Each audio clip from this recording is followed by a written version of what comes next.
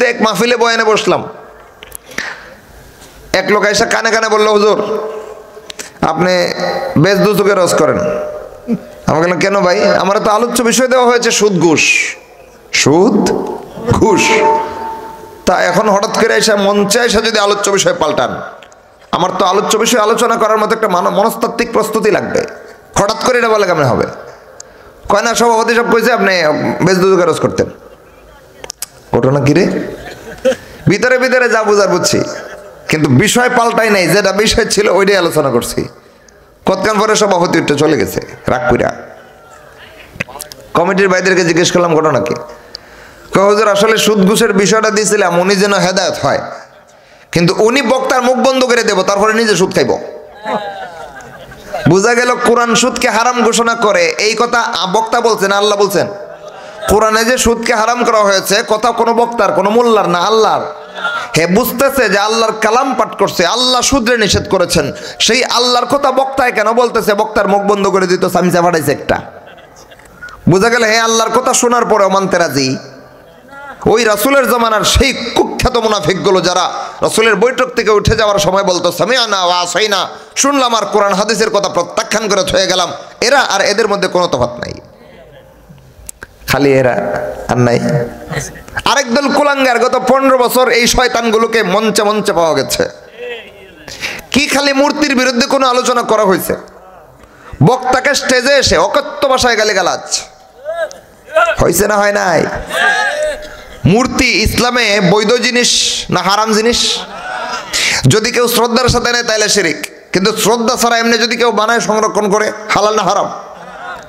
যেটা ইসলামে সুস্পষ্ট হারাম, এই কথা কোনো বক্তায় আলোচনা করলে এটা বক্তার মুখের কথা না ইসলামের কথা?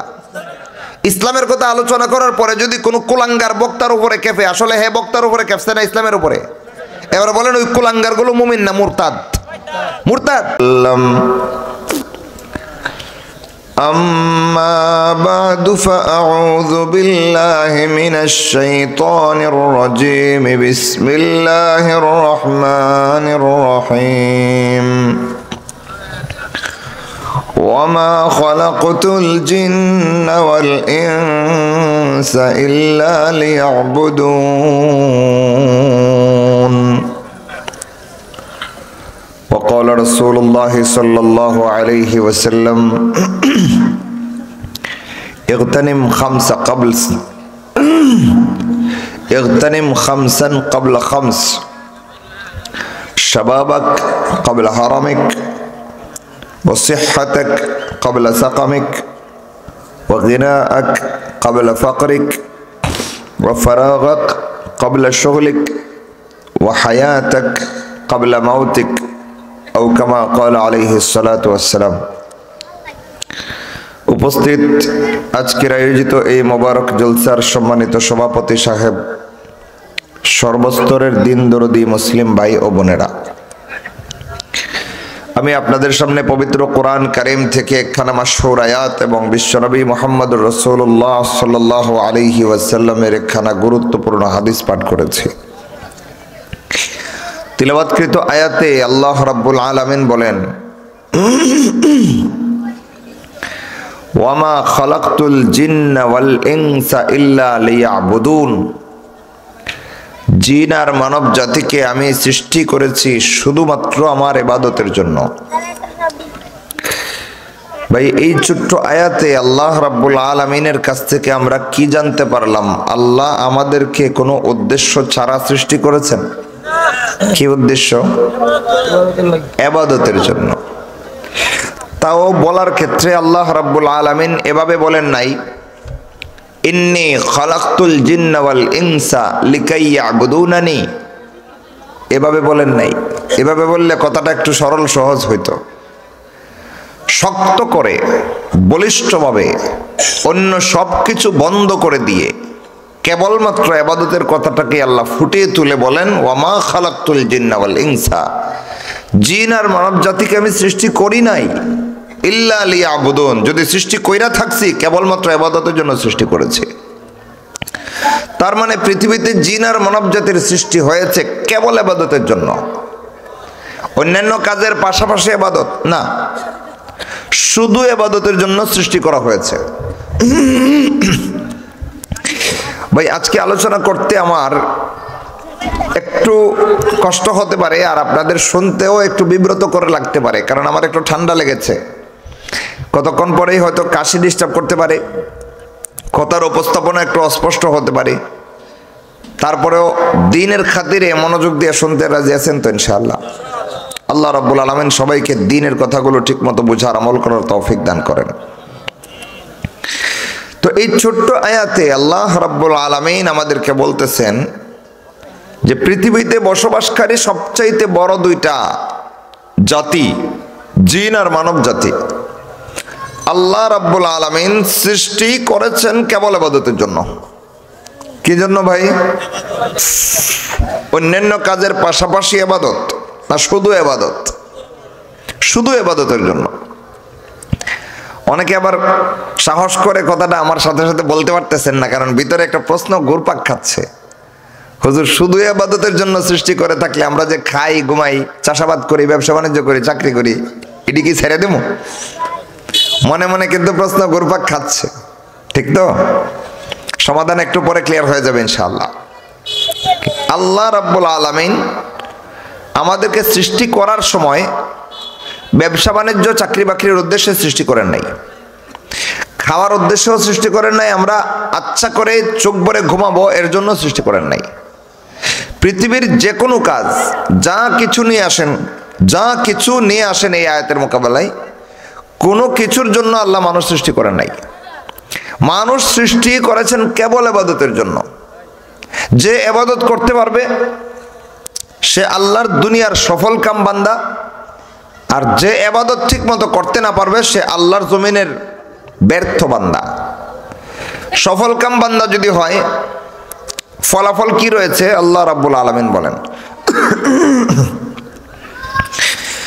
ইন্নাল্লাযীনা আমানু ওয়া আমিলুস সালিহাতি কানাত লাহুম জান্নাতুল ফিরদাউসি নুজুলা খালিদিনা ফীহা লা ইয়াবগুনা আনহা হিওয়ালা قل لو كان البحر مدادا لكلمات ربي لنفد البحر قبل أن تنفد كلمات ربي ولو جئنا بمثله مددا قل إنما أنا بشر مثلكم يوحى إلي أنما إلهكم إله واحد فمن كان يرجو لقاء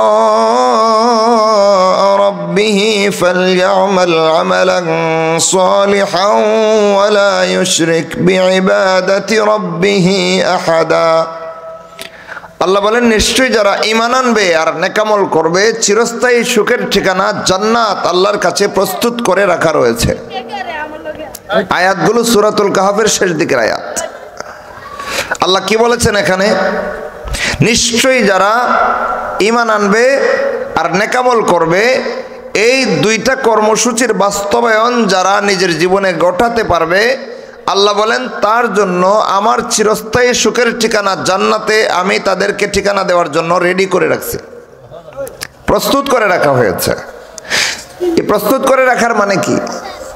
বিষয়টা এরকম না যে দুনিয়ার জীবনে আমরা যেভাবে একটা বিল্ডিং নিজের জন্য তৈরি করতে গিয়ে রড সিমেন্ট আনি, ইট বালি আনি, না আস্তে আস্তে রাজমিস্ত্রি লাগায় নির্মাণ করি। জান্নাতের কাহিনীটা এরকম ঘটবে না যে হাসরের মাঠের বিচার শেষ, সব জান্নাতীরা জান্নাতে যাওয়ার জন্য পুলসিরাতের ওই পারে জান্নাতের কাছে চলে গেল। যাওয়ার পরে দেখলো যে আমার নামে আল্লাহ যেখানে বিল্ডিং আর বাড়ি বানায় দিবেন ওইটা রাজমিস্ত্রি নির্মাণ করতেছে আর রড আর সিমেন্ট আসতেছে। বিষয়টা এমন না। তাহলে বিষয়টা কেমন? বিষয়টা আল্লাহ বলতেছেন কানাত লাহুম জান্নাতুল ফিরদাউসি নুজুলা, তাদের জন্য চিরস্থায়ী সুখ শান্তি আর ভোগ বিলাসের ঠিকানা জান্নাত রেডি করে রাখা রয়েছে, প্রস্তুত করে রাখা রয়েছে। ওইখানে বাড়ি নির্মাণেরও কোনো কিছু বাকি নাই, ফুল ফল বাগানেরও কোনো কিছু বাকি নাই, নদী ঝর্ণা দৃষ্টিনন্দন কোনো ধরনের দৃশ্য তৈরি করারও বাকি নাই। এমনকি বাড়ি তো সমৃদ্ধভাবে বাড়ি বানাইছেন, বাড়িওয়ালি তৈরি করতেও বাদ রাখেন নাই।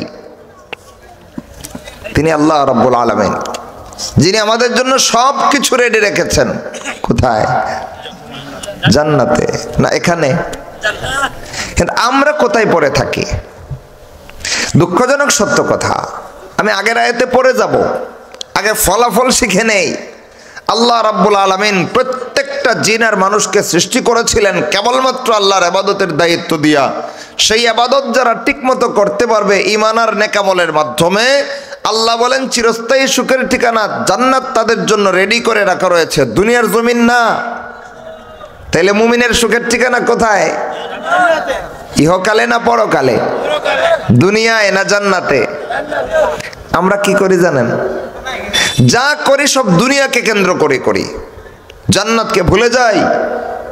যুবক বলেন, বৃদ্ধ বলেন, শিশু বলেন, এই তিন শ্রেণীর সব কয়টা মানুষ, প্রায় অধিকাংশরা দুনিয়া নিয়ে ব্যস্ত, আখিরাত ভুলে যায়। এক একজনে এক একটা নেশায় এক এক দিকে দুনিয়াকে প্রাধান্য দেয়, আখিরাতকে ভুলে। শিশু বাচ্চার কাছে সবচেয়ে আকর্ষণের বস্তু হচ্ছে খেলনার জিনিস। ভুল বললাম? ওরে যদি ওর মনের মতো খেলনা কিনা দিয়েছেন, খাইছে না পেটে খিদা মনে থাকে, জান্নাত জাহান্নাম তো বুঝে না, ওইটার আলোচনা ওর সাথে কইরা লাভ নাই। সে যেটা বুঝে সেটা হচ্ছে খিদা লাগলে কষ্ট হয়, এটা তো বুঝে বাচ্চারা, বুঝে তো নাকি? তো যেই খিদা লাগলে বুঝে কষ্ট হয়, অনেক বাচ্চারা খিদা লাগলে বলতে পারে না, কান্নাকাটি জুড়ে দেয়। সে কিদা জিনিসটা বুঝে, ওইটা পর্যন্ত ভুলে যায় যদি এর পছন্দ মতো খেলনা সে হাতে পায়। তা শিশু বাচ্চাদের আলোচনা বাদ দিলাম কেন? কারণ এরা গায়রে মুকাল্লাফ, এরা গুনাহ করলেও ফেরেশতায় লেখে না, সব করলেও ফেরেশতায় লেখে না। এই গুনার সব লিপিবদ্ধ করার বয়সে উপনীত হওয়ার আগে যদি কোনো শিশু কিশোর মারা যায়, এমনি জান্নাতে গিয়ে বসে রয়েছে, জাহান্নামে যাওয়ার কোনো সিস্টেম নাই তার, নিষ্পাপ, জাহান্নামে যাওয়ার দরকার নাই তো। এই জন্য ওর আলোচনাটা বাদ দিলাম। বাকি আমাদের জীবনের তিনটা ধাপের, যে তিনটা ধাপ আমরা ব্যয় করি, তিনটা ধাপের প্রথম ধাপ আমরা বাদ দিয়ে দিলাম শিশু কিশোর কাল। কারণ ওইটা আমল নামা লিপিবদ্ধ হওয়া শুরু হওয়ার আগের জামানা, ওইটা নিয়ে আলোচনা করে লাভ নাই। পাপ করলেও লাভ নাই, নেকি করলেও লাভ নাই, লিপিবদ্ধ হয় না। তবে হ্যাঁ, নেকির কাজ করলে আবার একটা ফায়দা আছে, মুফাসসিরিনে কেরাম ফুকাহায়ে কেরাম বলেছেন, যদি বাচ্চারা কোনো নেকের কাজ করে, এই নেকের কাজ পিতামাতা শিক্ষা দিয়ে থাকলে এটার সব পিতামাতা পায়। শিশু কিশোর বাচ্চারা যদি কোনো নেক কাজ করে, ওই নেক কাজ যদি উস্তাদ শিক্ষা দিয়ে থাকে, তাইলে হয়তো তার আমল নামা এখনো লিপিবদ্ধ করা শুরু হয় নাই, কিন্তু যার কাছ থেকে নেকের কাজটা শিখছে উনি তার সবটা পাইতে থাকে, এটুকু লাভ আছে। কিন্তু গুনাহ করলে এটা ওর আমল নামায় উঠবে না। হ্যাঁ, ছোটবেলার গুনার বদ অভ্যাস বড় হয়েও ছাড়তে পারে না, এমন কোন গুনাহ যদি বাচ্চারা করে না। বোঝানোর জন্য পরিষ্কার বলি শুনেন, একটা হাদিসে এসেছে রাসূলুল্লাহ সাল্লাল্লাহু আলাইহি ওয়াসাল্লাম বলেন, মুরু সিবিয়ানাকুম বিসসালাহ হুম ইযা সাবআ সিনিন ওয়াদরিবুহুম ইযা বালাগু 10। তোমরা তোমাদের বাচ্চা সন্তানাদিদেরকে 10 বছর বয়স হওয়ার সাথে সাথে সালাতের নির্দেশ করো। ওয়াদরিবুহুম ইযা বালাগু 10, যখন 10 বছরের পরে বেনামাজি থেকে যায়, 7 বছর কালে তোমরা নামাজের নির্দেশ করো। ইদা সাবআ সিনিন, যখন 7 বছর হয়। আল্লাহ রাসূল বলেন, তোমাদের ছেলেমেয়েরা যখন 7 বছরে উপনীত হয়, তখন তোমরা সালাতের নির্দেশ করো, সালাত শিক্ষা দাও, সালাত পড়তে অভ্যস্ত করাও। ওয়াদরিবুহুম ইদা বালাগু 10, তারা যখন 10 বছর বয়সে উপনীত হয়ে যায়, তখনও যদি ঠিকমতো সালাত না পড়ে, পিটায় নামাজি বানাও। নির্দেশ কার? আল্লাহ। এবার নির্দেশটা এখানে থাকুক রাসূলের কথা। আমরা আমাদের বাস্তব জীবনটাকে একটু যাচাই করে নেই এই হাদিসের আলোকে। আমরা একটু আগে আলোচনা করতেছিলাম যে বিষয়টা, সেটা ছিল যে কোনো শিশু যদি নেক কাজ করে, তার নেক কাজটা যে শিক্ষা দিয়েছে সবটা তিনি পায়।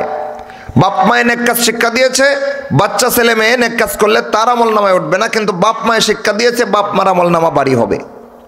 শিশু বাচ্চাকে নেক কাজ শিক্ষা দিয়েছে তার মক্তবের উস্তাজ, মাদ্রাসার উস্তাজ, তিনি শিক্ষা দেওয়ার কারণে বাচ্চা ছেলে একটা, বাচ্চা মেয়ে একটা নেক কাজ করতেছে, ওই নেক কাজের সওয়াব উস্তাদ পাবে যিনি শিক্ষা দিয়েছে। অনুরূপভাবে শিশু বাচ্চা যদি গুনাহ করে, তাহলে ওই গুনার জন্য যারা দায়ী থাকবে, সেই গুনার পথে যারা তাকে ছেড়ে দিয়েছে, সেই গুনাহ তাকে করতে যারা সুযোগ দিচ্ছে এবং বড় হইলে পরে ওই গুনার অভ্যাস যদি সে ছাড়তে না পারে, তাহলে এই সবগুলো গুনার দায়ভার বহন করতে হবে যারা দায়িত্বশীল ছিল তাদের। এবার আসেন কেমনে বহন করে একটু দেখি। আমাদের আলোচনা ছিল কিন্তু এটা, এর আগের আরো কয়েকটা শাখা প্রশাখা আলোচনা রেখেছে, কিন্তু পরে যাব, খেয়াল করেন। তাহলে হাদিস রাসূলুল্লাহ সাল্লাল্লাহু আলাইহি ওয়াসাল্লামের কাছ থেকে জানতে পারলাম, আমাদের ছেলেমেয়ের বয়স যখন 7 বছর হয় তখন লাজেম তাদেরকে সালাতের নির্দেশ করতে হবে এবং নিজে সাথে করে নিয়ে সালাত পড়ে তাদেরকে অভ্যস্ত করাইতে হবে 7 বছর থেকে। 3 বছর রসুল রেখেছেন অভ্যাস গড়ে ওঠার জন্য, 1-2 মাস না, 3 বছর। 7, 8, 9, 10 এই 7-এ পড়তে গিয়ে নামাজের হুকুম, তাইলে 8, 9, 10 3টা বছর পর্যন্ত তাকে সালাতের অভ্যাসে অভ্যস্ত হওয়ার সুযোগ দেওয়া হয়েছে, যাতে করে 10 বছরের পরে আর কোনো বাচ্চা বেনামাজি হওয়ার মতো বদভ্যাস তার জীবনে না ঢোকে। এত কঠোর ব্যবস্থা সালাতের ব্যাপারে রসুল দিয়েছেন, খেয়াল করেন। আমরা কি করি? আরে নিজেরা ফজরের সময় উঠে না বাচ্চা, এই কথা কইলে তো অনেক দূরের কথা। খালি হাদিসটা বুঝেন, 7 বছর বয়সে হুকুম করতে বলেছেন রসুল। 10 বছর বয়সের বাচ্চা যদি সালাত ঠিক মতো না পড়ে, রসুল বলছেন ওয়াদরিবুহুম, পিটাও, পিটায় নামাজি বানাও। 10 বছর বয়স হয়েছে, সালাত পড়ে না, ও পিটা খাওয়ার দরকার। এর বুঝাই লাভ নাই, পিটার সুডে নামাজ পড়তো, মানে ফরজ, এটার ক্ষেত্রে ছাড় নাই, এটা ফরজ, এটার ক্ষেত্রে আদর যত্ন নাই। এই ফরজ ছেড়ে দিলে খাতির যত্ন নাই, ওইখানে পিটাইতে হবে। হুকুম কার? রসুলের হুকুম, পরিষ্কার হুকুম। ওয়াদরিবুহুম, মারো তাদেরকে, পিটাও। কখন? ইদা বালাগু 10, 10 বছরে পৌঁছাইছে একটা বাচ্চা, সালাত পড়ে না, হের পিটাও, পিটায় নামাজি বানাও। বাচ্চার কথা বাদ দিলাম, এবার আমগো কথা একটু আলোচনা করে লই। রাসূল বলতেছেন 10 বছরের বাচ্চা যদি সালাতে অভ্যস্ত না হয়েছে, ওরে পিটায় নামাজি বানাও। এর পরেরটা রাসূল হয়তো ইচ্ছা করে আর বলেন নাই, উম্মতের নিজের বিবেকের কাছে ছাইড়া দিচ্ছেন যে আমার উম্মত জেনে রাখো, তোমাদের ছেলে মেয়ে যারা 10 বছর বয়স অতিক্রান্ত হওয়ার পরেও সালাত পড়ে না, সালাতে অভ্যস্ত হয়নি, এদেরকে পিটায় নামাজি বানাইতে বলছি। এবার তোমাদের বয়স যদি 30, 40, 50 হয়, তোমরা সালাত পড়ো না, তোমাদেরকে কি করা দরকার তোমরা বলো। ওই পরের খান কিন্তু রাসূল আর বলেন নাই, ওইটা বিবেকের উপরে ছাইড়া দিছেন। না, তোমরা বিবেচনা করো, 10 বছর বয়সের ছেলে মেয়েদেরকে যদি পিটায় নামাজি বানানো লাগে, তাহলে এর চাইতে 2 ডাবল 3 ডাবল 5 ডাবল বয়সের বুইরা যারা, হেরা যদি নামাজ না পড়ে, এদেরকে কি করা দরকার? রসুল কি চান? রসুল চান এরা পিটা খাক, পিটুনি খাক, ইসলামে এনে শাস্তি ভোগ করুক। এজন্যই তারিকুস সালাহ, অর্থাৎ সালাত যারা ইচ্ছা করে ছেড়ে দেয় বিনা ওজরে, এদের ব্যাপারে ইসলামী রাষ্ট্র ব্যবস্থা থাকলে শাস্তির ব্যবস্থা আছে। যাই হোক, সেদিকে যাব না, এবার মূল কথায় যাই। এবার আপনার ছেলে কিংবা মেয়েকে 7 বছর বয়সে সালাতের হুকুম করলেন না, কেন করলেন না? কারণ নিজে বেনামাজি হয়ে বয়ে রয়েছেন। বাচ্চা যদি কয় আব্বা তুমি দিন আমার সরেন, আমার খালি দৌড়ানি দাও, পাইবেন নি শরম? ওই শরমের ডরে 7 বছর বয়সের ছেলে মেয়েকে নামাজের কথা কইলেন না। 10 বছর বয়সেও বেনামাজি। এবার দেখেন, কিশোর কাল থেকে সে কিন্তু বেনামাজি হইতে হইতে অভ্যস্ত হইয়া বাইরে উঠছে, তাইলে তার বেনামাজি হওয়ার অভ্যাসের পিছনে প্রথমেই সে দায়ী। বুঝেন না এই কথা? ভাই একটু কথা বলতে হবে, না তো আমার মুড নষ্ট হয়ে যায়, মনে মনে ভাবি যে কেউ হয়তো বুঝতেছে না, কথা শেষ করে দিই। খেয়াল করেন, 7 বছরের বাচ্চারে যদি আপনি সালাতে অভ্যস্ত করাইতে পারলেন না, 10 বছর বয়স হয়েছে, তারপরে তাকে পিটায় নামাজি বানাইতে পারলেন না, বা পিটার নাই, বা সালাতের গুরুত্ব তার দেন নাই, নিজে নামাজ পড়েন না বইলা, তাহলে এই যে ছেলেটা 7 বছর বয়সে সালাত পড়তে শুরু করলো না, 10 বছর বয়সে সালাতে অভ্যস্ত হলো না, এই ছেলেটা 15 বছর বয়সে সালাত পড়বে? স্বাভাবিক পড়বে না। 20 বছরে, 30, 40-এ অভ্যাসগত বেনামাজি। এবার এর যে বেনামাজি বদভ্যাস, এই বদভ্যাসটা বুঝদার হওয়ার পরে শুরু হয়েছে না আগে? দায়ীকে? পিতামাতা। সুতরাং এই যে সন্তানটা বেনামাজি, যখন থেকে রসুল তারে পিটায় নামাজি বানাইতে বলেছেন, ওই সময় যদি সে বেনামাজি থাকে, ওইটার গুনাহ বাপ মানিতে হবে। বড় হইয়া যদি ওই আগের বদভ্যাসের কারণে অভ্যাসগত নামাজি হইতে পারে না, নামাজ পড়ার চেষ্টা করলেও আগের বদভ্যাসে টান মারে, হের যত অক্ত নামাজ কাজা যাইব, সবগুলো নামাজ কাজার একটা অংশ বাপ মায় পাইতে হবে, কারণ তারা অভ্যাসগত বেনামাজি বানাইছে। তাহলে শিশু বাচ্চা যদি সব কাজ করে, যে শিক্ষা দিয়েছে সে পায়। শিশু বাচ্চা যদি বদ কাজ করে, যারা আশ্রয় প্রশ্রয় দিয়েছে বদ কাজের, তারা এটার ভাগ পায়। সুতরাং আমাদের শিশু কিশোরদের ব্যাপারে আমাদের দায়িত্ব আছে না নাই? আনুষঙ্গিক কথা বললাম, মূল কথায় যাই। এবার দেখেন আল্লাহ রাব্বুল আলামিন বলেন, ওয়ামা খালাকতুল জিন্না ওয়াল ইনসা ইল্লা লিয়াবুদুন, জিন আর মানব জাতিকে আমি সৃষ্টি করেছি শুধুমাত্র আমার ইবাদতের জন্য। আমরা একটু আগে আলোচনা করতেছিলাম যে আল্লাহ যদি দুইটা জাতিকে কেবলমাত্র ইবাদতের উদ্দেশ্যে সৃষ্টি করে থাকেন, তাহলে কি ব্যবসা বাণিজ্য, চাকরি বাকরি, খাওয়া দাওয়া, ঘুম ইত্যাদি আমরা ছেড়ে দিব? প্রশ্ন জাগে তো। তো যদি ছাড়েন না, তাহলে এগুলো তো ইবাদত না। কি করবেন এগুলো? এগুলো ইবাদত, কিন্তু এটা বুঝতে হবে। আপনি মনে করেন সকালবেলা হাল চাষ করতে গেছেন খেতে, গিয়া বিসমিল্লাহও নাই, সুবহানাল্লাহও নাই, আলহামদুলিল্লাহও নাই, কিচ্ছু নাই, গিয়া শুরু করছেন নিজের মনের মতো করে। পুরা দিন হাড়ভাঙ্গা খাটুনি খাটছেন। এটা ইবাদতের খাতায় লেখানো আপনার জন্য সহজ ছিল, কিন্তু আপনি করেন নাই। ইসলামে এমন কোনো বিধান নাই যেটা ইবাদতের ভিতরে অন্তর্ভুক্ত করা যায় না। মুবাহ কাজ পর্যন্ত ইবাদতের ভিতরে নিয়ে আসা যায়, যদি এটাকে ইসলামী ভাবধারায়, ইসলামী শিক্ষা মতো করা হয়। কিন্তু শরীয়তের কাজ পর্যন্ত গুনার খাতায় লিপিবদ্ধ হয়ে যায় যদি ইসলামী বিধিমালার বাইরে হয়। ভাই কথাগুলো সূক্ষ্ম, ব্রেন কিন্তু হাজির থাকতে হবে, না তো কথা ছুটে যাবে। খেয়াল করেন, যে কাজগুলো শরীয়ত শিক্ষা দিয়েছে এইগুলো পর্যন্ত কেউ যদি কোরআন এবং সুন্নাহ মতো না করে মন গড়া মতো করে, তাহলে সব পায় না গুনাহ পায়। কেন গুনাহ পায়, কিভাবে পায়, দলিল একটু পরে বলবো। এটা একটা পয়েন্ট, যে কেউ যদি ইসলামের বিধানও পালন করে, যেটা আল্লাহ এবং রসুল শিক্ষা দিয়েছেন, ওইটা পালন করতে গিয়ে যদি নিয়ম লঙ্ঘন করে, কোরআন হাদিস বা ইসলামী শরীয়তের নিয়ম লঙ্ঘন করে, তাহলে নিয়ম লঙ্ঘন হওয়ার কারণে সবের কাজটাকে সে গুনাহ হিসেবে পালন করে সবের কাজ, পায় গুনাহ।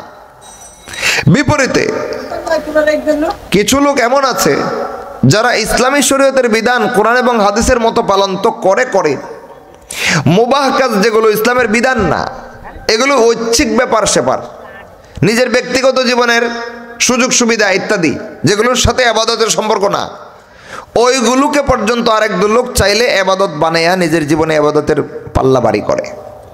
কিভাবে? খেয়াল করেন, দুই দিকে দুইটা উদাহরণ দেব। প্রথম কথা ছিল, শরীয়তের কোনো বিধান কেউ পালন করেছে, কিন্তু সবের নিয়তে করছে, পাইছে গুনাহ। কারণটা কি? কারণ ইবাদত যেটা করছে এটা কোরআন হাদিস মতো করে নাই, করছে মন গড়া, বা করছে কোরআন হাদিসের বহির্ভূত নিয়মে, এজন্য এটা ইবাদত না হয়ে গুনাহ হয়েছে। গুনাহ কেন হয় দলিল কি পরে বলবো, আগে খেয়াল করেন উদাহরণ। যেমন কেউ মারা গেলে আমরা 3 দিনা 7 দিনা 40 করি তো, খালি মারা গেলেই করি, আর যেন তো অসুস্থ থাকা অবস্থায় কিছু করি না, কইলে হজম করতে পারবেন তো? আমি যখন কোরআন এবং সুন্নাহ থেকে কথা বলি, কোনো সাইড গোপন করে, কোনো সাইড প্রকাশ করে জগা খিচুড়ি মার্কা কথা আমি বলতে পারি না। যা বলি ক্লিয়ার কাট, কোরআন এবং সুন্নাহ যা আছে তা। যার পছন্দ হয় তার ভিতরে ঈমান ভালো, যার পছন্দ হয় না তার ভিতরে ঈমান নষ্ট। কথা সহজ। কোরআন এবং হাদিসের কথা দলিল উল্লেখ করে বলার পরেও যাদের অন্তরে অসন্তুষ্টি থাকে, এদের ঈমান নষ্ট হওয়ার পথ ধরছে। কোরআন এবং হাদিসের কথা, কোরআন হাদিসের দলিল উল্লেখ করে বলার পরে যাদের অন্তরে অনুশোচনা হয় অথবা ঈমান বাড়ে, তাদের সত্যিকার অর্থেই ঈমান মজবুত রয়েছে। এটাও আমি বলি নাই, এটা আল্লাহ বলেছেন। আল্লাহ বলেন, ইযা তুলিয়াত আলাইহিম আয়াতুহু যাদাতহুম ঈমানা, যখন তাদের কাছে আমার আয়াতগুলো তেলাওয়াত করা হয়, আমার কালামের শিক্ষা ব্যক্ত করা হয়, তখন তাদের অন্তরে ঈমান বেড়ে যায়। তাহলে যাদের কাছে কোরআন হাদিসের সুস্পষ্ট হেদায়েতের কথা পেশ করলে তাদের অন্তরে পুলক অনুভব হয়, আনন্দ অনুভব হয়, অথবা নেক কাজ কেন করতে পারলাম না, গুনার কাজটা কেন করলাম, আফসোস হয়, বুঝতে হবে এদের অন্তরে ঈমান মজবুত আছে।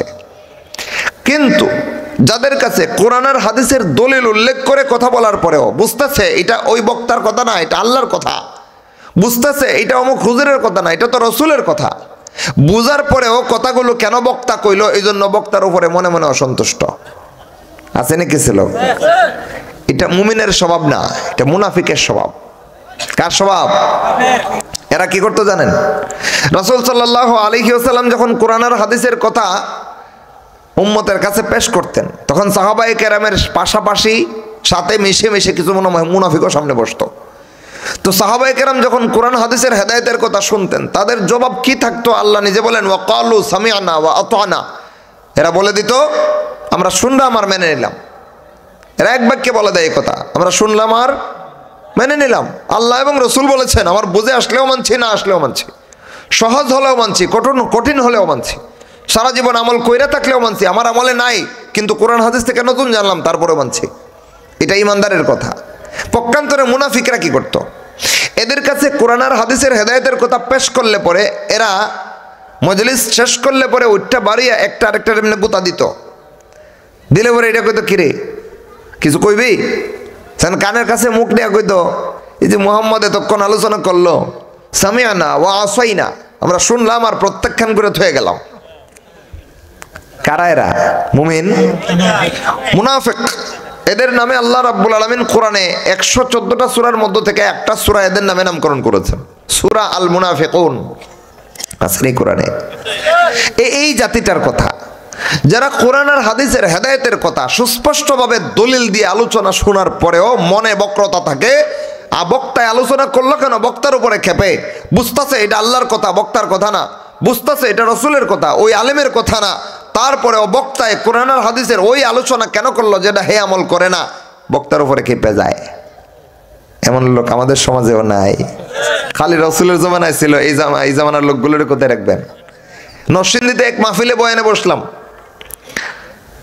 এক লোক এসে কানে কানে বললো হুজুর আপনি বেশ দুচোখে রস করেন। আমি বললাম কেন ভাই? আমার তো আলোচ্য বিষয় দেওয়া হয়েছে সুদ ঘুষ, সুদ ঘুষ।